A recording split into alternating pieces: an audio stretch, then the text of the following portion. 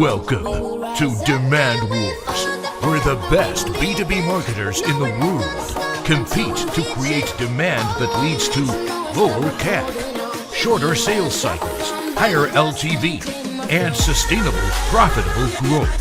How do we get past this dance of demand desperation? Together, we're about to find out. This is Demand Wars.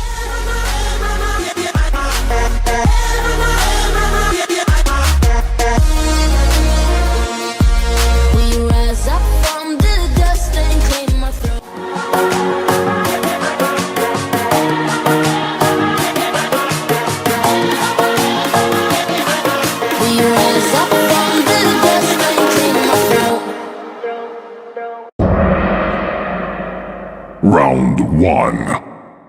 Fight! What's going on, people? This is Bolaji, and welcome to another edition of the Demand Wars. Now, let me set this up for y'all. He's a singer, songwriter, producer, working with some of your favorite artists, Fat Joe, Shaggy.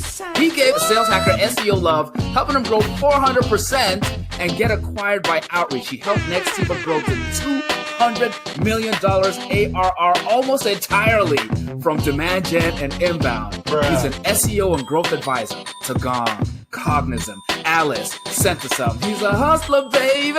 Woo! Just want you to know, come on, the Bocelli of brand growth, the Romeo Santos of search. He's not a player, he just SEOs a lot. If you listen too quick, you might lose it. Radically candid, run and gun, Bronx stand up, 305 stand up. Please help me welcome Gaetano, Nino, Dinardi. Wow. Flawless victory. What up? Man, you got me so hyped on the Tuesday morning, dude. Nobody has ever come even close to that great of a quality introduction, man.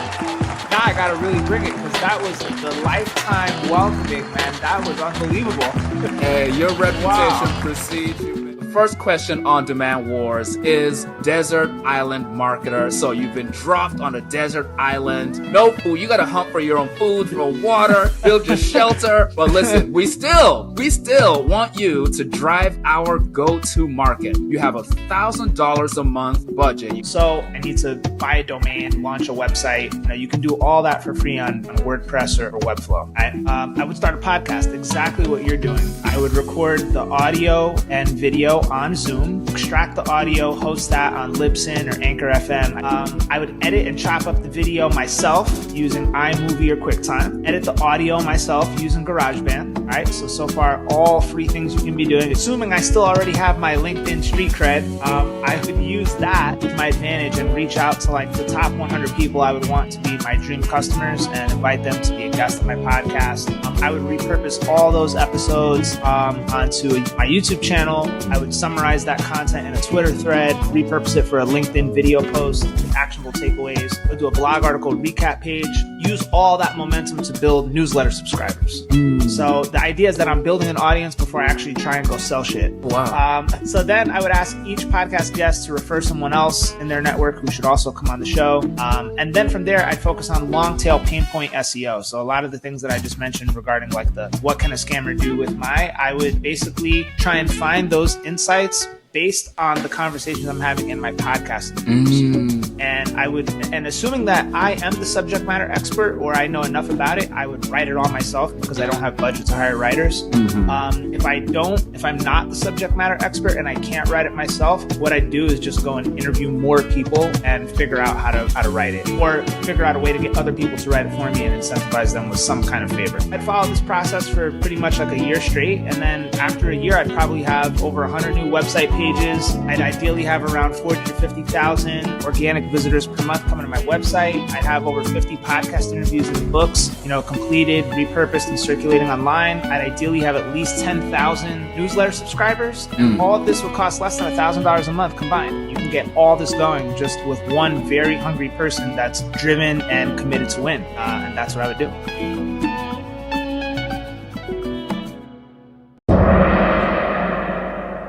Round two. Fight! What's going on, people? This is Bolaji, and welcome to another edition of the Demand Wars. She's the host of the Content Logistics podcast. She's an even split of Phoebe and Monica. I didn't say your songs weren't good enough. Well, then what's wrong with them? What, they don't go with your tiny portions of pretentious food?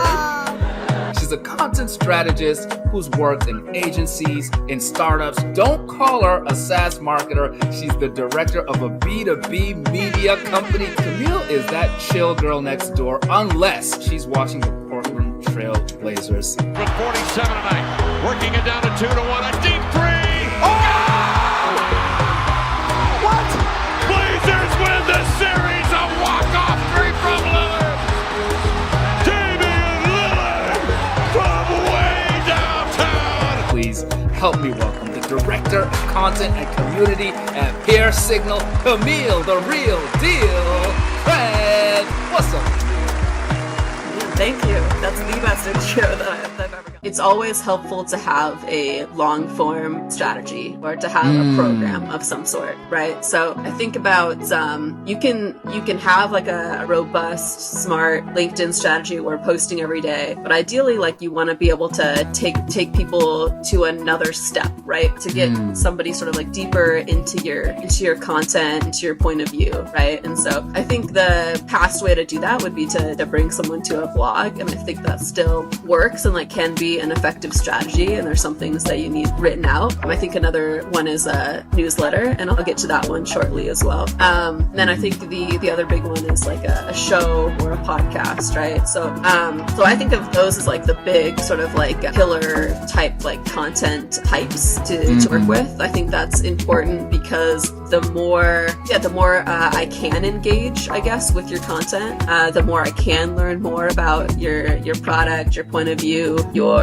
strategy, right? Just the way that you think about the world. The more trusting I am of the content, the more credibility you get, right? And so I think having something of a, hesitate to say funnel, but have some way to always learn more, like always have some sort of call to action. It's kind of how I think about things. And so at Pure Signal, like that pillar has been the newsletter. And so I think like it depends on what type of content that you have to work with, or whether or not you're a data organization. If you have primary data, I think that gives you a lot to work with. I do think it makes a lot of sense for that to be podcasts, both because there's a video podcast, you can see the person's face, that builds credibility, right? I have done it enough times that I'm a decent interviewer now. I think I'm just curious, like, and don't hesitate to like grill people a little bit, right? But I can tell people tend to appreciate that because they're like, oh, like you asked the extra question and now I understand this thing a little bit better. So playing to your strengths and the formats that you like working within. I like working in that like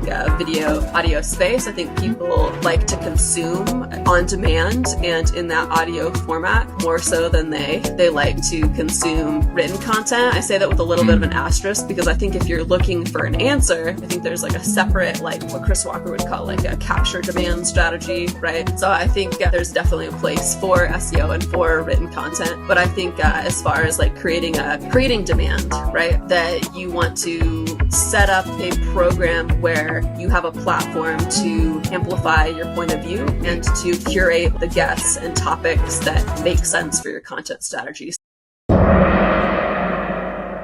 Round 3. Fight! What's going on, demand marketers? This is Bolaji, and welcome to another episode of Demand Wars. All right, so we're going all the way to sunny Australia today. He is the co-host of the B2B Playbook podcast and co-creator of the B2B Incubator. His mom's friends think that he looks like the chimney sweeper in Mary Poppins. Check the movie out. Let me know if they're right. Please help me welcome halfway across the world. It's tomorrow where he is, George Coudounaris. What's up, George? Oh my god, I feel like I'm coming in to wrestle you. That's a big entrance. That's terrific. You've done your research. I love that. I think I want to set that up as like my new alarm clock. Let's go. I'm gonna get out of bed to that every morning. It's unbelievable. I would actually look at something like account-based marketing to begin with. So with that $1,000, I wouldn't necessarily jump straight into platforms. What I'd really do is I'd interview a bunch of dream customers. I would then launch podcast where I do get to spend some one-on-one time with that dream customer, get to know them quite well, use that as an opportunity to figure out exactly what their pain points are, who the buying committee is, how we can be the best solution to the problem it is that they're having. And then beyond that, after that warm-up, I'd probably look at sending them a gift, and I'd use that money to send them a really tailored, personalized gift along with a proposal and try and book that meeting off the back of it. So I'd actually probably allocate that initial budget to a select group of really best fit accounts and try and win meetings with them. Okay, so I'm gonna add a restriction here. There's no post office on the island, so whatever you're sending us, it has to fit in a bottle. It might take 6 months to get there.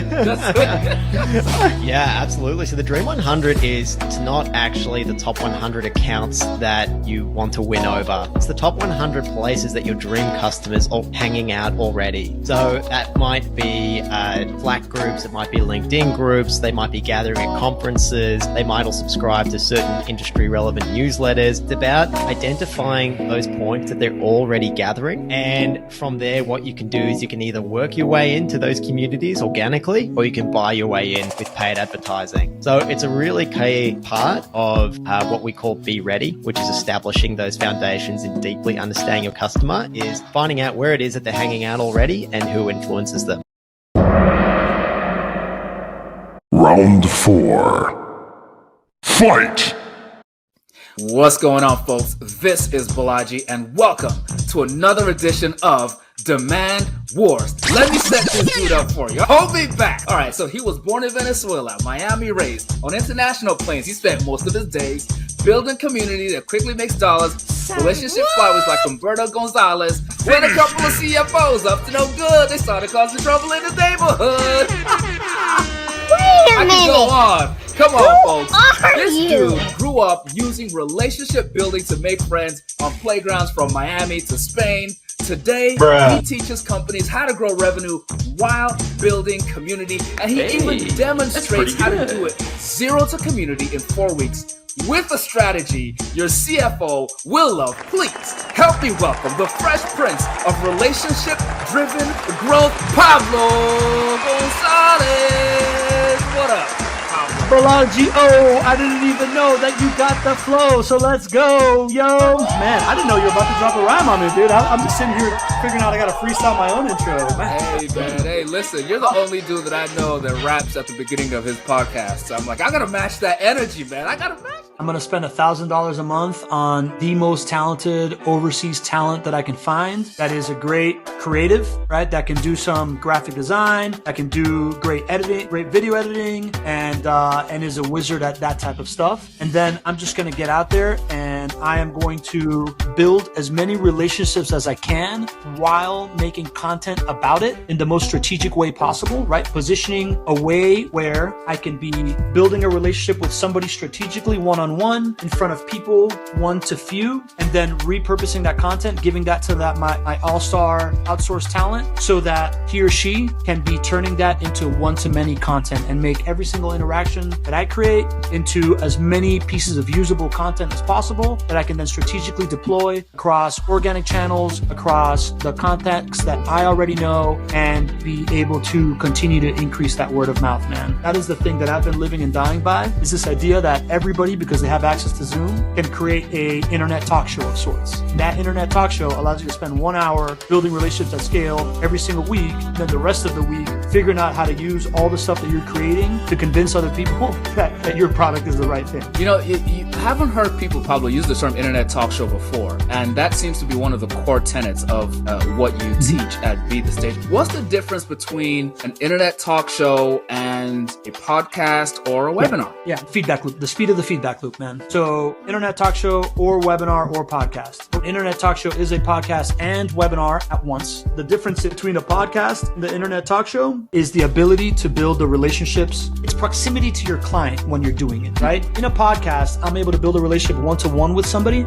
And then I'm able to push it out one-to-many via the podcast RSS feed and make it into YouTube or whatever. But that can be really frustrating because you're going to spend a lot of effort to throw out all this noise into the ecosystem, hoping to hear back an echo at some point, right? And then you're going to follow that echo to wherever you go. If you turn it into a live internet talk show where you're inviting the audience in to be a part of it, now you also have that middle ground of building relationships one to few, to the people that show up. So number one, let's say it's just me and you right now. If 3 people showed up to listen to me yabber on, you just 4x'd your relationship building time, like one-on-one with these people, right? Like 3 extra people apart from me would be sitting here thinking about how cool you are and be able to interact with you and get that validated. 2, it increases the speed of the feedback loop, right? So now instead of thinking, oh, I'm going to make these like next 12 podcasts and I'm going to go produce them and I'm going to release them over the next 12 weeks, you're thinking next week, I got this one show. What is the headline? What is the description that's going to get people to the show? And immediately you're going to have feedback on how many people come, telling you that you know your client or you don't know your client. You know what's important. Like, did they take an hour out of their day to like show up and learn about this? Feedback. Right. Then during the conversation, whatever questions they ask, that's feedback. How are they misunderstanding or how are they correctly understanding? You start to really understand their language. That's huge. And then third and final is if you start getting a following, if you start getting people that show up every single week and they turn into a little community, then, Eddie Yoon says this really well.